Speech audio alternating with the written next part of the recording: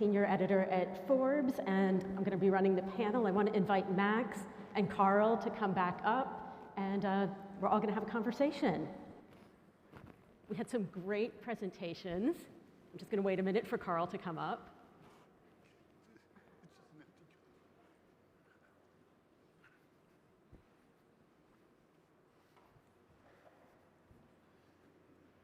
Okay, so we've got everybody. We had some great presentations. And I think I'm going to start with, in different ways, each of you touched on innovation and what works and what doesn't.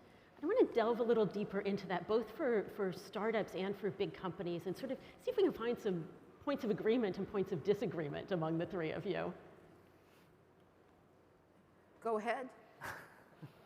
Come on, Nadia, you're the Yeah, Nadia, why don't you go first? I loved your presentation. I had never heard of Ocado before you had started talking about them, and so that was especially fascinating to me. Yeah, I think for me, in terms of innovation, the biggest challenge, whether it's a small company or a big company, is that it usually doesn't work at all.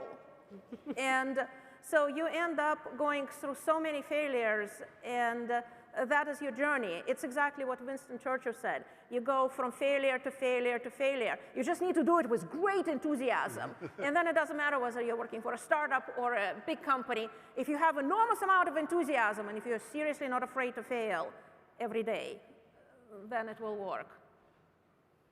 Do we disagree? No. No, my finer point on it would be, I think there's notable exceptions like Amazon, but in general, I think big companies do a much worse job on innovation than small companies. I think Amazon's exceptional. I don't think there are that many exceptional, and I don't think it's surprising. And the reason I don't think it's surprising is I don't think big companies are built to innovate. They're built for a whole bunch of other reasons, the people they hire, the processes they put in place. It's about making the trains run on time and predictability. And so it almost seems completely unnatural to go to a bunch of people you hire to do this, to all of a sudden say, yeah, now we want you to break all the rules and do things completely different and come up with something that we never imagined before. What about when companies that are big acquire to innovate? Do you think that they can successfully do that? Yes, I think many can, but it's a skill. You have to learn how to do it well. Like, you can totally screw it up, and I think there's untold stories of big companies buying things and screwing it up. But I think it's actually a good skill for big companies that they should really develop, because I don't think it's natural for them to innovate internally. And the way to tap into it is to go buy things. And I think it's not just the innovation. There's a mindset that comes with the entrepreneurs and the team and the passion, and usually the sense that the people are doing this because they believe the world will be a better place if this thing exists. And that's completely different than going inside your big company and saying, you 6 engineers, I need you to work on this. You can get people to do it. It doesn't come with the same level of enthusiasm as I believe, and I've spent the last 5 years of my life dedicated to making this thing work. Right. Nadia, what do you sorry, Max, I didn't mean to cut you off. I think it's interesting. I'm coming from by far the smallest company here, Carl representing a large company, and Nadia representing an enormous company. Which used to be a tiny, tiny company, so you're actually bigger than.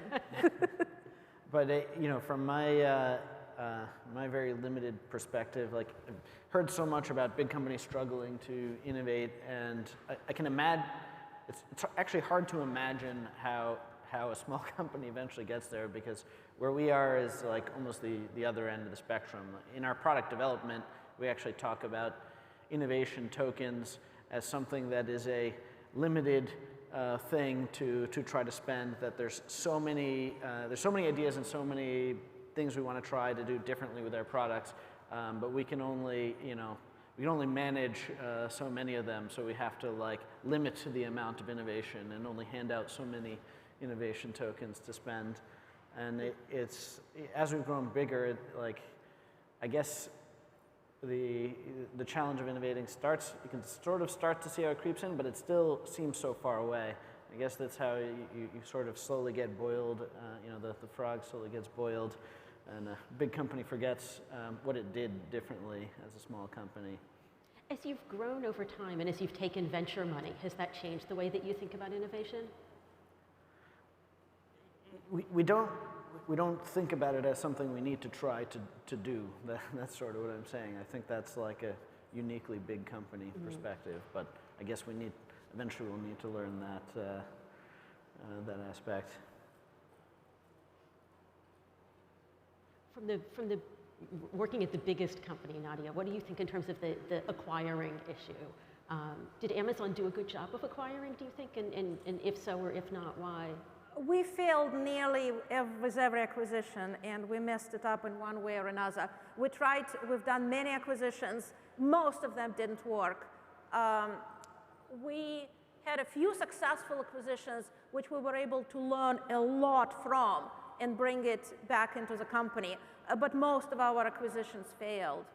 Why did they fail? I think because Amazon has a very specific culture and very strong culture. And if you acquire a company with a slightly different culture and you try to change it, it doesn't work. And if you're going strongly about it, it really doesn't work. So we failed many, many times doing that. Did you learn anything over time? It's interesting because it ties back in also to what Carl was saying at the end of his speech about big companies being all about the culture. You know, I think we learned a lot of things, but we haven't been better at it. But Amazon is super interesting because some of the acquisitions are super tightly integrated into the core, but some Amazon lets run, like Zappos and Audible and others, and leave some gap. And it's interesting that able to decide, like, this is one where there needs to be a separate culture, and this is one that needs to be integrated. Yeah, you know, with Zappos, we learned, or with several acquisitions, it was one of our most successful acquisitions because we were able to learn a lot. And it was fascinating acquisition because I was super proud of our call centers. I thought that our call centers were top-notch. And the software and the systems and people and interaction and a lot of mechanisms allowing our customer associates to pull and cores on products, takes products from the website, do many other changes were very cool. And I went to Zappos call center, and I was shocked how good it was and how better it was than what we had. And it literally looked like lots of cubicles with little bunnies and slippers and robes, and it was so informal, and associates were just phenomenally good. And every call was so much better, and service was so much better than we were providing. So to me, it was a good acquisition because we tried to learn a lot from that. We've learned little, but we tried. And how and were you able to take that culture and apply it to the bigger company? And how do you go about taking a culture and applying it? You know, I don't think you can change the culture, but I do think that in terms of innovation and what Carl said of the large company and difficulty innovating, I think it's in your mind and it's in your head, because I actually enjoy working with a very large old company just because you know, when you come to Amazon, there's so many different ideas, there are so many different innovation in every corner, and impact of every different single innovation is not as dramatic. But if you take an existing really large company, which is very set on a ways of doing things, but has a massive customer base, it's a joy to come in and, if you're opinionated, to push through innovation. And the impact it has on a company is much, much bigger. So you can take a very large old company and impact it with innovation in a very profound way. And I absolutely believe that. And it doesn't matter what company, what culture, the impact could be very quick. The metaphor I always had for it is small companies were like a small ball-peen hammer. Mm-hmm. You know, you can tap, you can make changes, you can flip it in the air, you can do whatever you want with it, like easily. You wake up the next day, and Nadia and I decide to do something different, and the company's doing something different. Big companies are like a sledgehammer. Like, it takes forever to make it move, but the reward in big companies is when you actually do something, it has a gigantic impact on the industry, and that's kind of the trade-off. It's, you know, the agility you have with one and the impact you have with other. Sometimes you're lucky enough to get both. Can you give an example of one where there was both?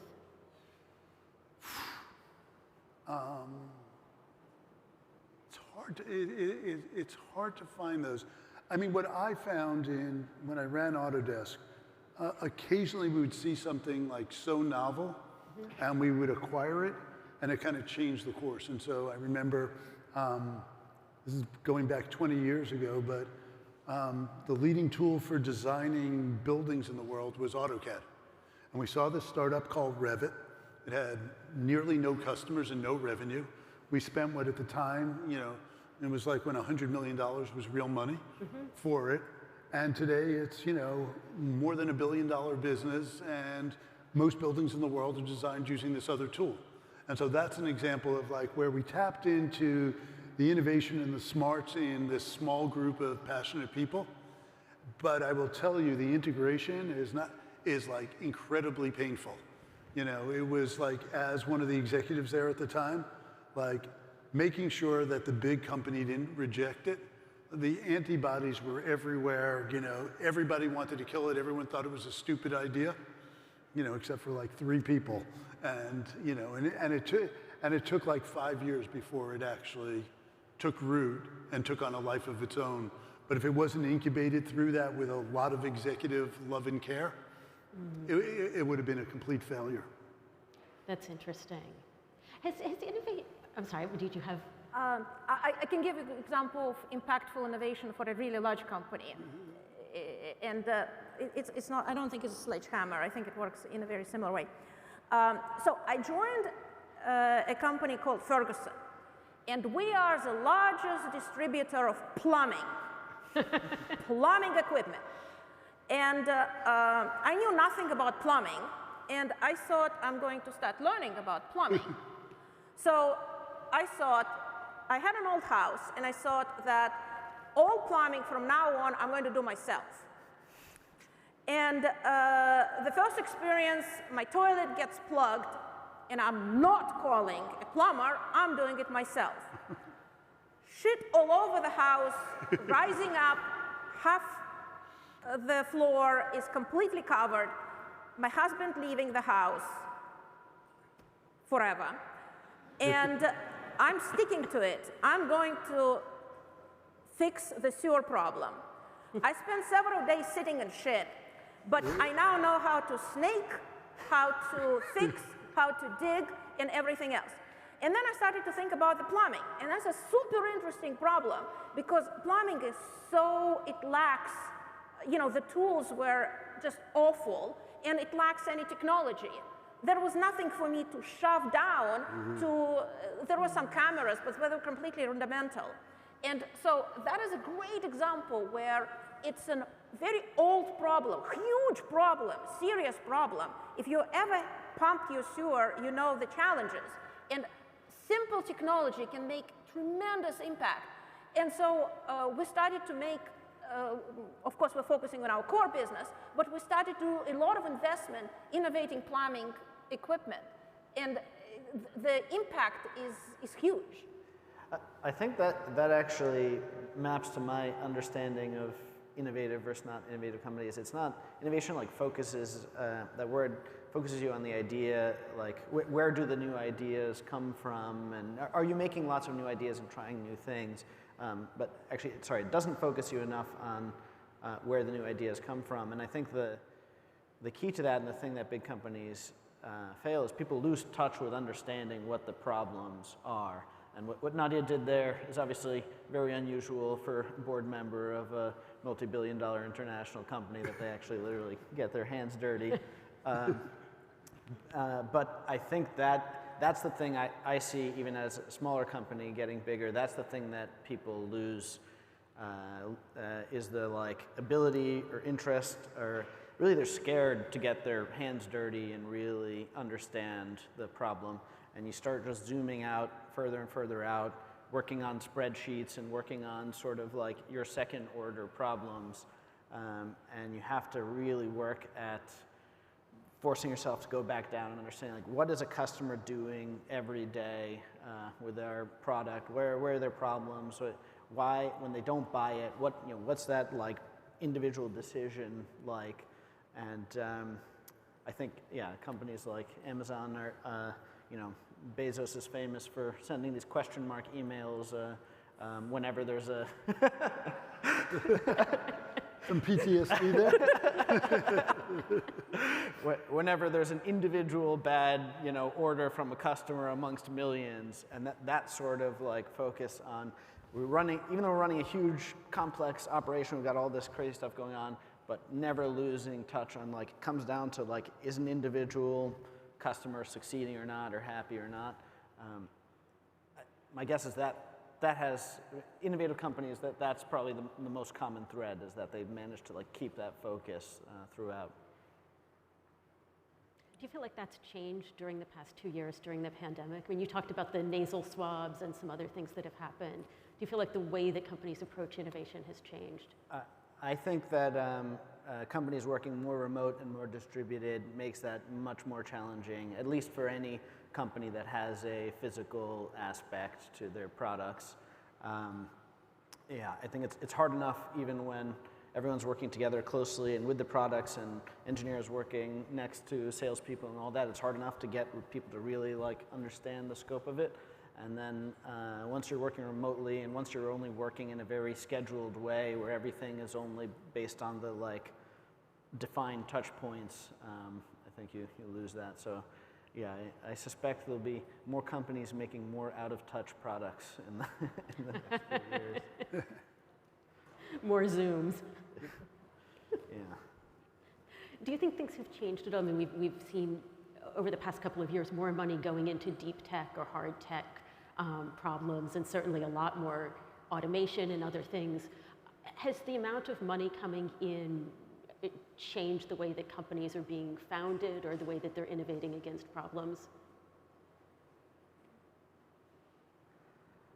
We've been going for 11 years now, and so when we started, there wasn't any of this sort of current wave of investment in hard tech companies. And I'm jealous of the companies that get started today, that get started with a lot more money and a lot more, get to start with bigger goals and bigger aims. On the other hand, I'm not sure that, it's clear that that new wave of big money is like helping, more companies succeed. I hope so, and certainly many of them are taking on challenges that require much more money, like problems in energy or autonomous cars. But it remains to be seen if it works out. I definitely like Nassim Taleb's idea that sort of stress, builds tougher, better organisms, and I think we certainly had that aspect from our early days. I love that idea too, and I've seen that a lot with companies that struggle in the early years often do better than the ones that get a lot of attention and cash right up front. Totally agree. I think the last 2 years, or maybe even 3 or 4, where there's been a huge influx of capital. Mm-hmm. I mean, the flip side to this is, as an entrepreneur, as a founder, it's hard to say no to.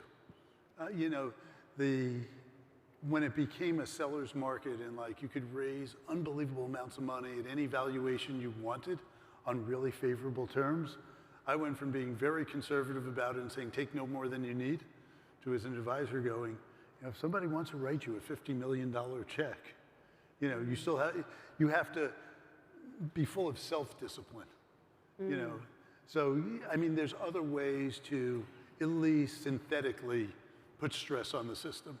I think in the long run, real stress is probably better, but the promise of $50 million on favorable terms was really hard for people to say no to. And and as we've seen, all of a sudden, we have our war in Europe and macroeconomic volatility, and all of a sudden the people who didn't take money last year don't look as smart as the people who did. And then, for those of us old enough to have gone through some of these cycles, you realize that that's going to happen. So for each of you, where do you think the cycle goes from here? And then I think we need to wrap for lunch. I've been through the least cycles on this stage, so I have the least. Are you bragging or complaining? Well, it does scare me that, you know, we are in the longest bull run in the economy in whatever recorded history, whatever the stats are, and like Formlabs now 11 years has actually only existed in relatively decent times. I mean, the last 2 years there's all sorts of disruption for sure. But you know, I hear from older, wiser people about what real economic downturns are like, and definitely scary that we haven't experienced it. On the other hand, I'm kind of excited to see what that disruption brings, and maybe we will come out even stronger. Yeah, to me there are so many ups and downs, and I love it. And when you're at the bottom, it feels comfortable because then you know you're going to go up. So there will be a downturn, and it will be good for companies which are frugal, fast, agile, enthusiastic, and they'll survive. You know, and so, yeah, it's been a 13-year bull run. We've never seen, and it's a crazy bull run. I mean, like, things went out of control. And so I'm actually somewhat happy to see it. I think it will put stress on the system. It will put stress on companies.